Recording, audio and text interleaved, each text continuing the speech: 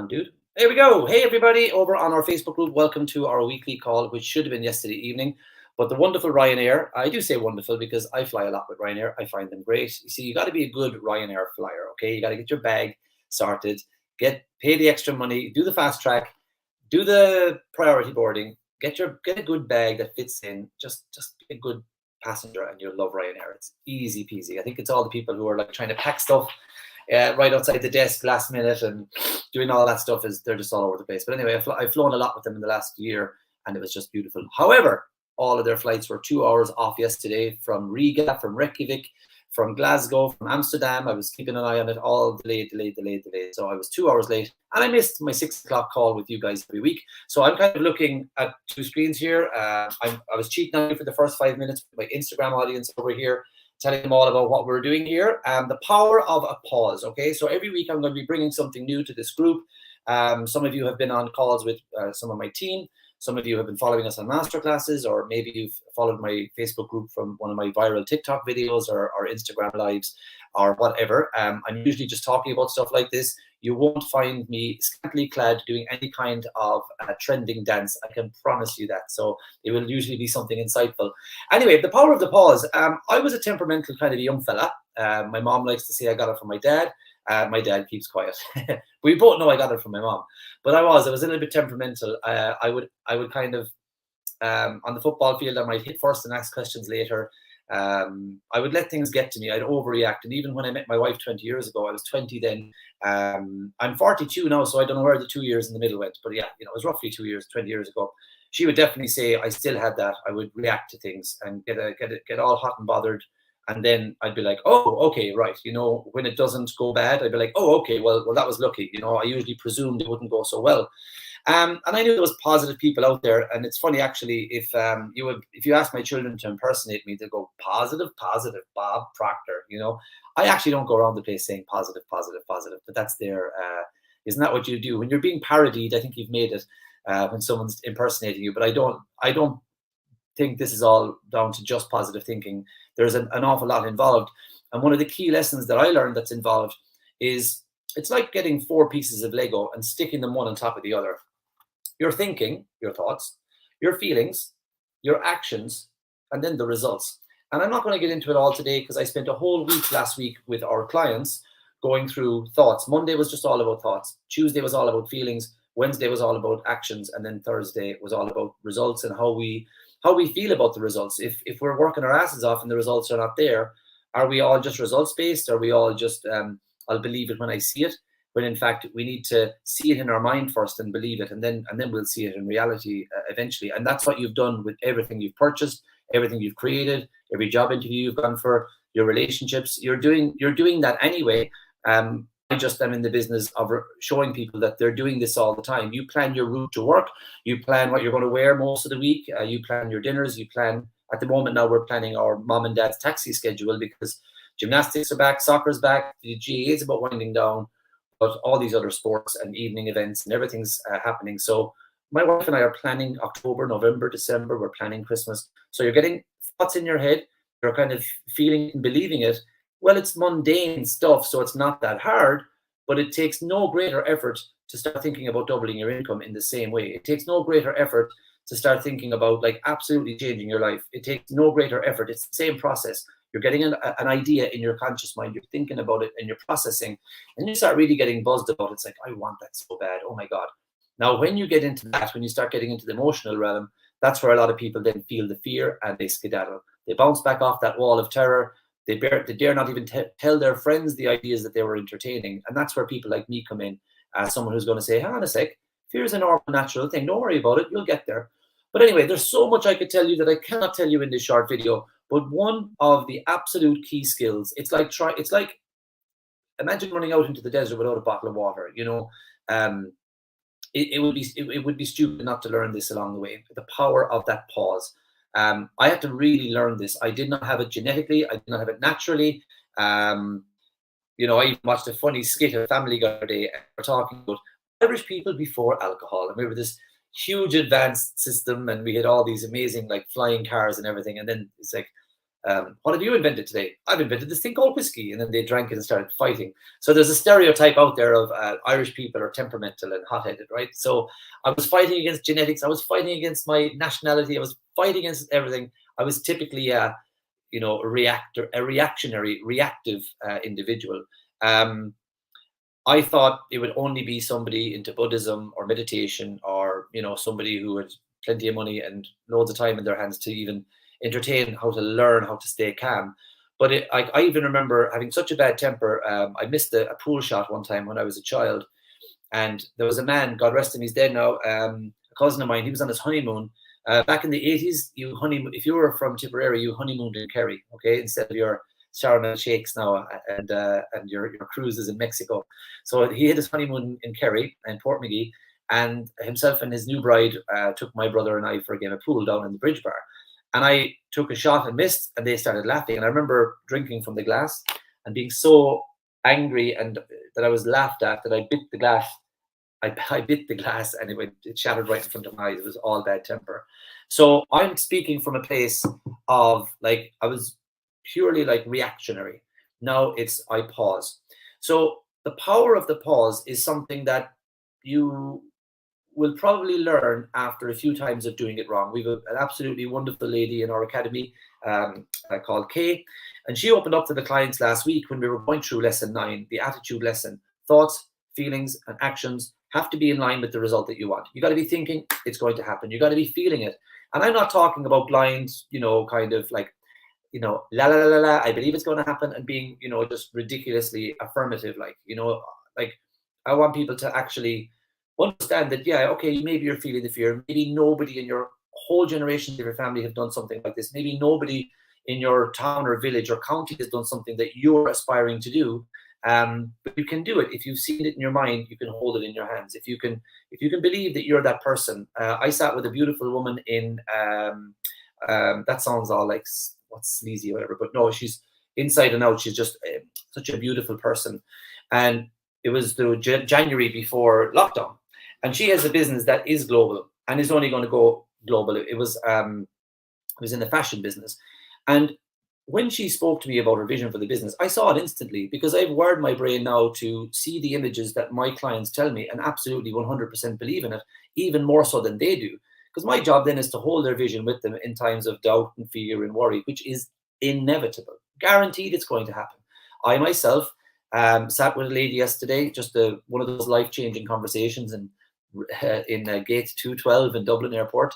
she sat beside me and she says, oh, I'm a Kerry woman too. I'm going home for my last ever trip. And I was like, what do you mean your last ever trip? And I could tell, obviously, she was wearing a scarf on her head. She looked like she's going through chemotherapy. And I, of course, you know, I didn't want to go, all right, I see. Yeah, I know what you mean. I just kind of did the right thing and said, why would you say that? And she goes, I'm frigged. I'm, you know, I'm on the way out here. This is incurable. And I've accepted it. And I said, okay. And we just continued the conversation about everything else, but what she was going through. I wouldn't say everything else, but we came back around to it. But meeting with this really wonderful person, we talked a lot about what I do. We talked a lot about mindset and about worries and fears and dramas that people have. And my clients, and perhaps you yourself right now watching this video, they're typically going after something they want. Or maybe it's you who's not going after it yet, and you're thinking, someday I'll do that. Someday I'll do that. And you're afraid because maybe nobody's ever done it before that you know of, but plenty other people have done it. But the minute this woman told me that I am going to have this type of a business in this type of an industry, I said, yeah. And then she was like, oh my God, I wish I could believe it just like you do. I was like, why wouldn't you? Why do you think you were given the idea? You're given the idea because you're the only one who can make it happen. She was like, oh, wow, that feels good. So it's just changing the perspective on it. Why would she have been given a business idea, you know, from wherever it comes from right now, from God, from the ether, from the universe, from wherever? The idea landed like a butterfly on a flower. It just landed on her life. And nobody else in her family wants to do it, thought about it. It came to her. And you'll see that often. You could have 5 or 6 siblings, and you'll have one of them that's just this absolute rock and roll takeaway success, and the rest of them are like living their life in a successful way too. But, you know, they're just happy to do the regular, you know, get married, have a job, and which is perfectly fine, you know. But some people just absolutely take off because they got an idea, they accepted the idea, and they acted on the idea. And an awful lot of the time we look at these people and go, they're lucky, they got a lucky break. They usually go through massive anxiety. They go through lots of worry, lots of fear, lots of lack of proof of evidence. Even though they've set a goal in their mind and they've set a date in their mind, they'll often go months past the date, and everybody else around them is saying you should give up. But maybe you've been like that.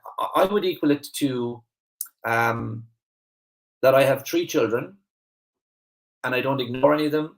I don't starve any of them. I don't give them lack of nourishment. They all have my attention. I wouldn't say undivided attention all the time, but they have my attention. I try and spread it equally among the 3 of them. But I believe every time I get a goal that it's like a 4th child, and I can't ignore it. I can't just think about it. I can't, you know, I work on my vision, my feeling around it.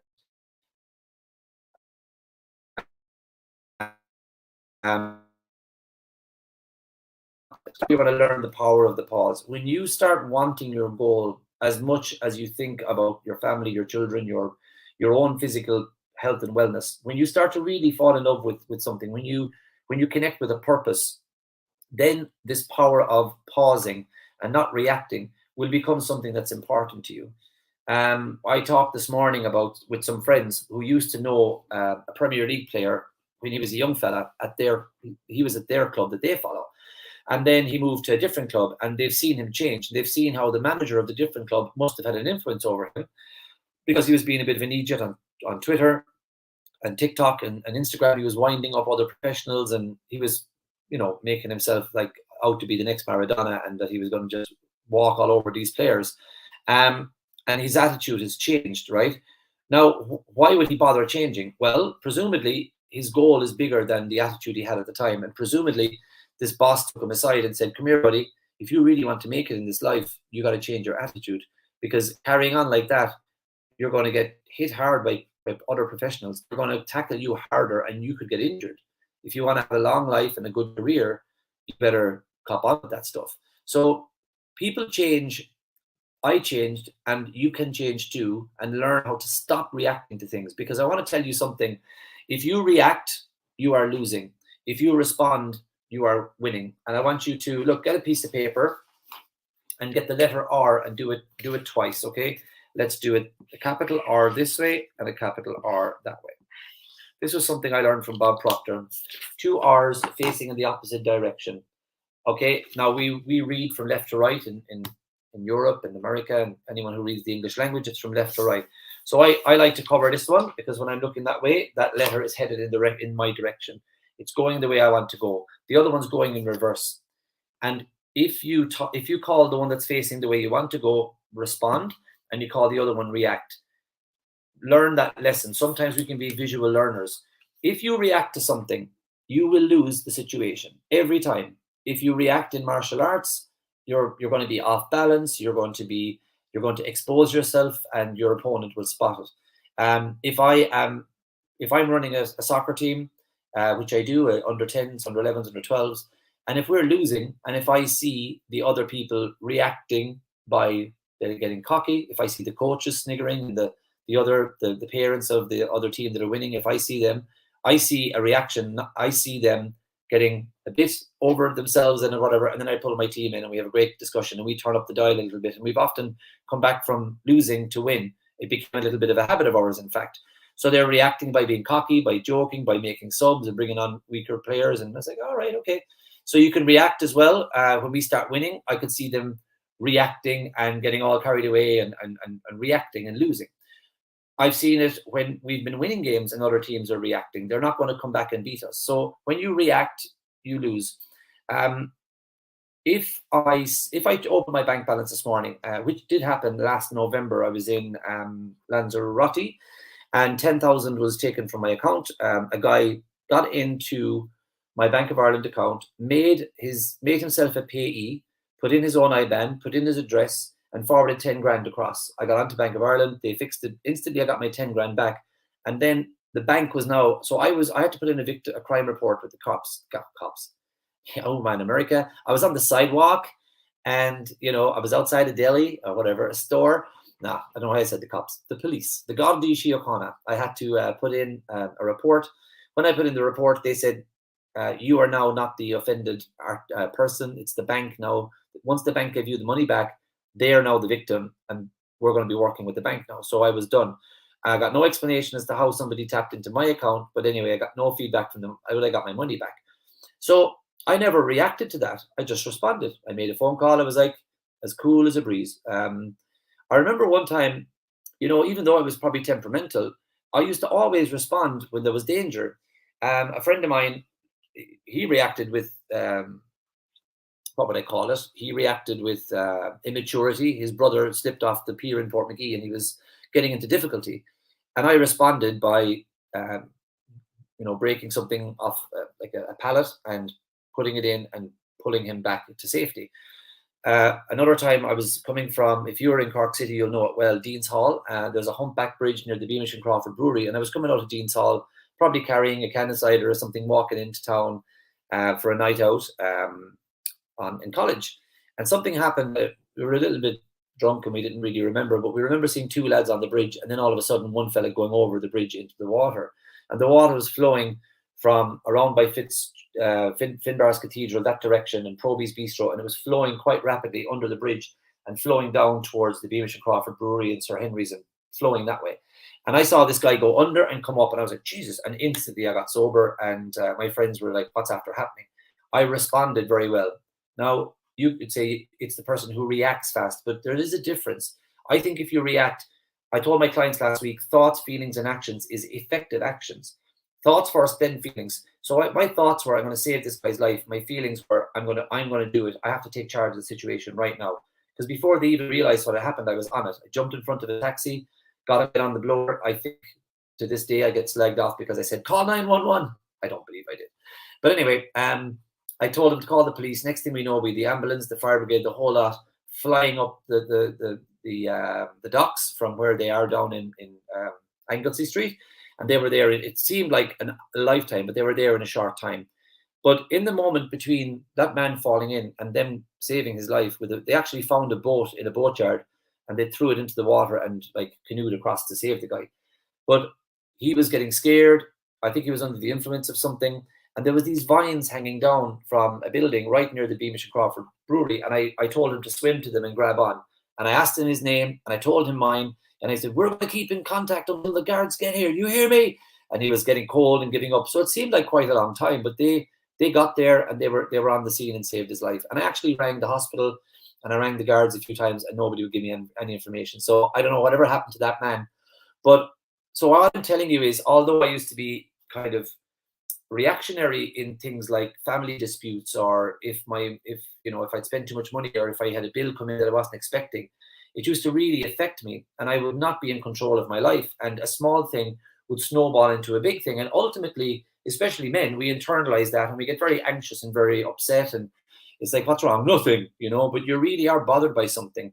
So when you're going after something you truly want, and when you're going to change your life, and when you're really deciding, this is my time, I'm not going to keep putting things off, I want to earn more income, I want to have a better life, I want to provide for my family.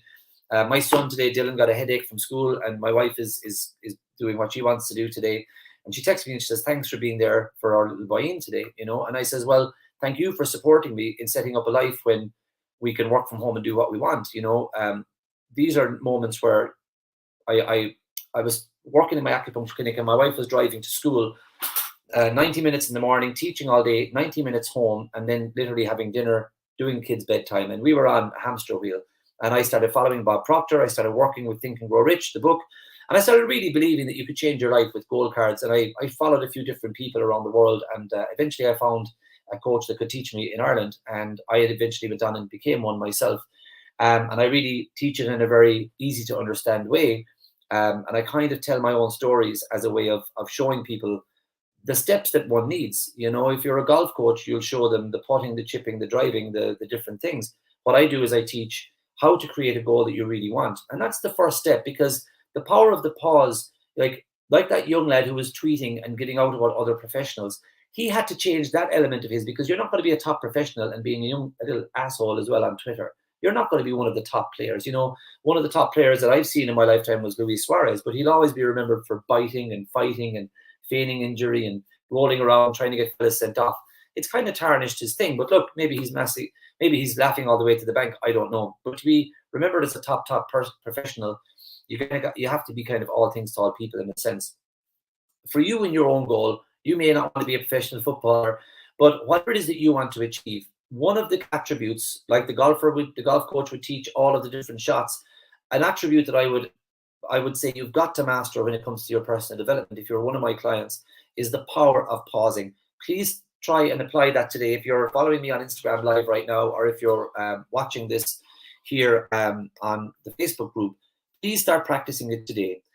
If your daughter or son comes home and there was a problem at school, pause for a moment.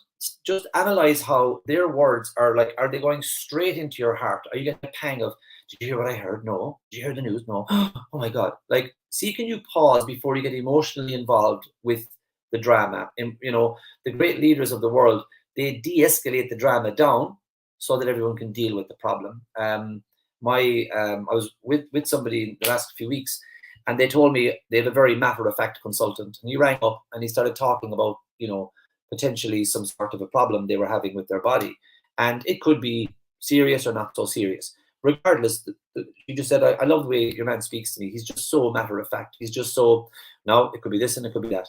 He's done plenty of times, and he's learned how to really control his emotions as he's telling these people that they could potentially have a life-threatening condition or not. He's the same way regardless. He's not getting all over the place, and therefore the patient can handle the information better because of his way of being in control. So if you react, you are losing. If you respond, you are winning. So I want you to practice that now, and I'd love for you to come back to this video and comment, or even next week, if you're here in the Facebook group or watching this Instagram Live, try it for the rest of the day. Like, for example, I'm taking my wife and my 3 children to Liverpool, Southampton in November. Because the earlier you book with Ryanair, the cheaper the flights. So I booked us from Wednesday to Sunday in November. And then my wife reminded me that Wednesday, Thursday are her days in university.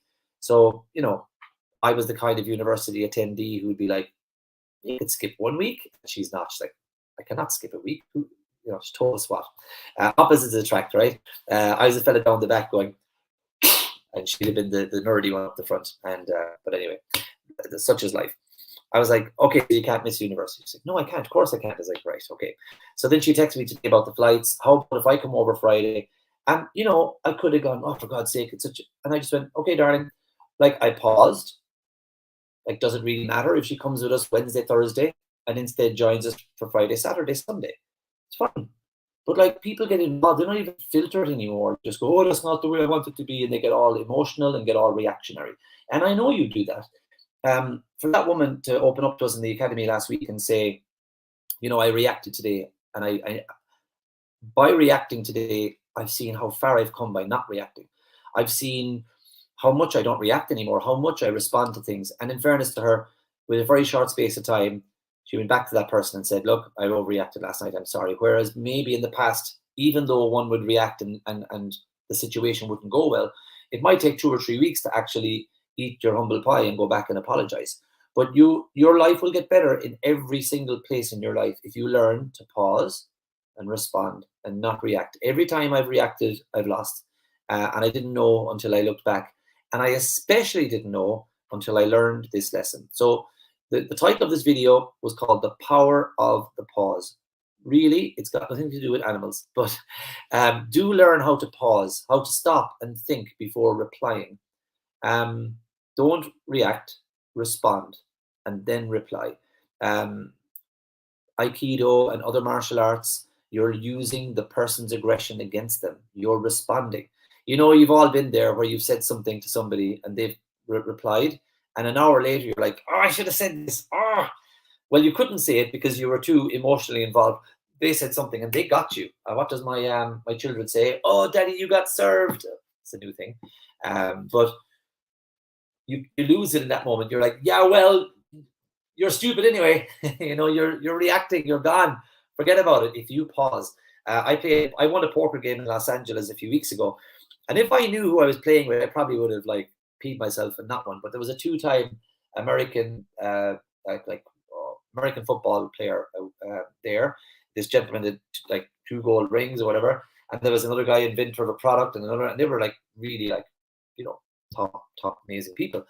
But I used what I learned. I started visualizing the cards I wanted to come up, and it was like $500 each in, and the winner takes all. But we agreed that the winner wouldn't take all; that they would leave half of the pot in. So it was four grand in the pot, and then I would keep 2, and 2 would go to the charity. So didn't I win it? I had about 70% of the chips. Another guy had 30% of the chips, and you know, we decided, look, let's split the 2 grand. And then eventually as the night went on, we decided just to win the pot and give it all back to the charity anyway. So we all paid 500, we all played the game, and we left the whole thing with the charity, which was pretty cool. But to win it was the thing. I ended up being the winner, which is great. But this guy, you know, I believe I won that game because of pausing. I never paused so much in poker because I'd never learned the lesson. I hadn't played poker for 5 years, and I've learned all of this material in the last 7 to 5 years. But I believe it works for everything. Like, as I said, it works when I'm dealing with any difficulties in my company, monetary stuff with my company or my family, anything to do with anything. My dad fell. I'm building a brand new studio. This is my home office, but I'm building a huge 11 by 8 meter studio for streaming live and stuff like that, with some cool cameras and cool backgrounds and all that stuff. And my dad was helping me to clear all the rubble so that we can do like footpaths and stuff. And the poor man fell over and did his shoulder, which meant I spent most of Saturday and Sunday in the accident and emergency. And instead of reacting, going, oh, I was thinking, well, I'm not the one with the sore shoulder.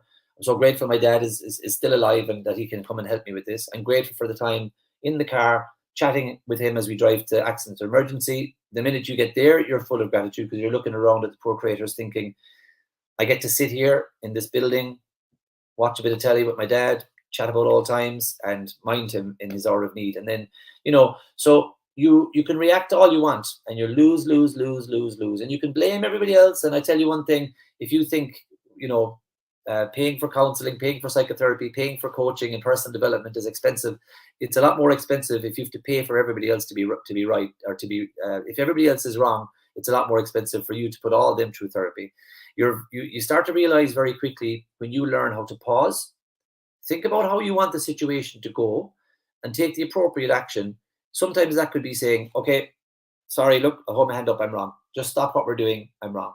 Especially with your spouse, because you guys can just take off like flame, like a match into I don't know what I'm doing with my mouth, like striking it off my beard or whatever. A match onto a can of petrol, a fight between husband and wife, or whatever dynamic is yours, that can take off like a rocket. Siblings, but I tell you one thing, it only takes one person to change that. And if you become that person that goes, okay, even if they're wrong, if you stop and go, okay, this is not going to go well, let's stop and see how we can fix it. You will have better sleeps, better digestion, better relationships, more money. You want it all. Learn how to pause and respond. And that's it. That's it for the sermon this week. Don't forget to put the money in the basket as you're leaving the church. But yeah, look, I hope you enjoyed that. We're talking about all different things we can do that are a little bit different, so my clients can tune in as well. This is just one of the small little skills that people learn from working with us. If you have any more questions or you want to know how you can become one of our full-time clients and listen to this kind of stuff 4 days a week and work on it and really work on it with workbooks and fellow clients, just comment in the chat, ask me like, hey Declan, how do I work with you? My team will be in touch with you and we'll take it from there. I just want to say thanks very much for watching. I hope you got a lot out of this. Let me have a quick read through. Oh, I see Avril Smith's been watching. She's, as Tom Jones would say, she's a lady. Oh, she's an amazing lady. Let's see who's been over here on the old my days are long and slow and filled with precious moments. How you doing, buddy? Bizav Jets. How are you? You've been following me on TikTok with my affirmation over there. Deadly Crack. I love that name. Deadly Crack. How are you? I'm from Florida, Miami. I need your help. Michael Solomon. Okay, cool. 58. I need a woman, 50-year-old woman. I'm 58 old. I need a woman for a 50-year-old woman to. You need marriage. I'm not your man. But I definitely can't help you with that. And I don't know any 50-year-old women looking for somebody in Florida to marry. But keep on trying. You got to keep persisting. Am I married? Oh, you want to marry me? Oh, you're a widow with your son. Oh, no, I'm married. Look, check it out. And happily married. Very, very happily married. And I do love Florida, though. I think, but I don't believe we're going to go down that road. As this could be a big scoop for all the followers. But thank you. Breda says it's powerful. Thank you, Breda. Hello, Brian Cassidy. How are you? All right, cool. So, Carmel, thanks for watching. Liam Laps, thanks for watching. Brian, good to have you here with us. Thank you again to the person in Florida. I wish you well in your search. I'm sure you're going to find someone close to home. I know I might have made that look a bit funny, but what I will say is, if you really want to find somebody, and I'm sure there's plenty of people here listening that that would like to hear this, you got to draw like a stick person, right? So draw,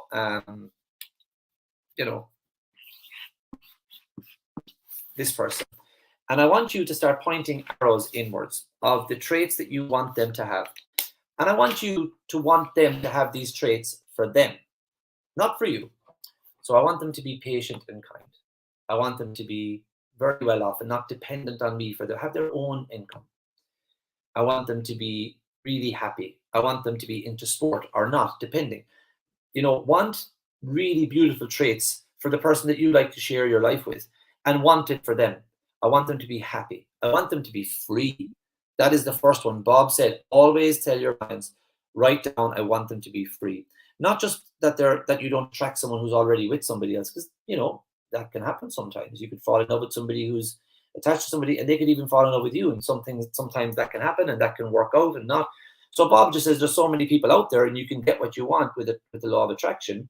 Really start saying, I want them to be free from their past, free from difficulties, just free, a free spirit, happy, peaceful, kind, generous. Whatever traits you want that, and think about them, and then start imagining that they're with you all the time. If you get into bed on your own at night, say goodnight to them as if they're there. If you like reading and you're reading a book, just close your eyes and think about them maybe rubbing your feet while you're while you're reading, or the other way around, they're reading and you're minding them.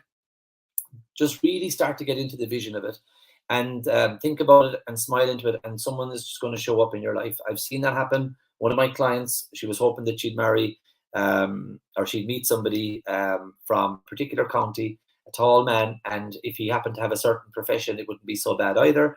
And she was at a buffet, or as my son says, a buffet. She was at a buffet, and she was like putting stuff on the plate. She goes, how are you? Where are you from? And he said the county, and she was like, oh. And then she was like, what do you do? And he said the profession. She was like, oh. And then she was like, he's tall. And instant. Like they got into a lovely relationship for a few months, and they parted ways, but amicably. So this can happen. My wife, one of the first 2 weeks we were together, she said, "What's your middle name?" And I said, "John." She was like, "You're joking." And I said, "No, no." And she goes, "Are your eyes green?" I goes, "Well, no, they're kind of hazel green. They're brown and green." She's like, You're not serious." And I said, "Yeah." She goes, "Are you 6 foot?" I goes, "Yeah." And then she goes, "Have you ever lived in Galway?" And I said, "No, but I really would love to." And that was a fortune teller. I told my wife, marry a man who's 6 foot, that he had green and brown eyes, which I have. His middle name is John, which it is. And then we got, this is my last story of the day, but remember most of all, the power of the pause. Respond all day long. Put this message into practice. The minute you're finished, keep responding to everything that goes wrong. Respond, don't react. And I promise you'll thank me for it. I don't need your thanks, but I want you to apply this material and make it work for you. Studying it is one thing. Applying it every day is where your life transforms like you would not believe. But anyway, back to June and her luckiest time of her life when she met me. Anyway, don't tell her I said that. I proposed to her on Christmas Day, right near the edge of a cliff, as I like to joke. No, it was at the lookout point in Byron Bay, beautiful lighthouse. So I proposed to June, and that day we were sitting around the campfire with about 20 of our friends that we were all backpackers in Australia at the time, and we all agreed to spend Christmas Day together at the big campfire in Byron Bay in Australia. And we're sitting around, and somebody, you know the way two people answer the same thing at the same time. Our friend Grania said, "So where are you going to live when you go home?" And we both said, "Galway," without looking at each other. And we both looked at each other like, "What? Really?" She was like, "Yeah, let's do it." So the fortune came true, and my daughter Layla and Dylan were both born in Galway. And I did my first acupuncture clinic was in Galway. We love Galway. We always will. June was 50-50 on the All Ireland, and she was actually kind of going for Galway. So, you know, maybe I will take you up on that proposal, actually, the person in Florida, because she was going for Galway in the Ireland final. Her first 2 children were born there. But that story sticks, you know, like for that person in Florida, really, really, if you honestly want to attract someone into your life, think about that person. Think about all of the traits and their happiness and their joy and want it for them. And you would be so amazed at that happening and coming into your life. I wish it for you. And to be, you know, hopefully that works out for you. And it's something really special. Okay. So everybody, thank you for watching. Yeah, pause button. Be an actor, not a reactor. I like that. I might borrow that. Mikey Dubai, how are you? Hair sensation by Fiona. How do you do? Good. Good. They're following. That's it. Awesome. Awesome. Awesome. I want to be a happy marriage, so you're going to choose me to someone. You're going to you're going to choose them. You're going to attract them to yourself. Kelly, I need you, really need. Okay. Okay. So someone's messaging them. Okay, so someone's messaging them. All right, cool. Excellent. Platinum Property Ireland, how are you doing? We've been messaging. I hope to catch up with you soon on that. All right, good. Everybody, thank you so much on Instagram for joining me today and over on the Facebook group. Thanks so much, everybody. Remember, if you react, you lose. If you respond, you will always win. And if you want to keep winning, keep responding. Put it into practice right now. Have a beautiful Thursday. See you later, alligators.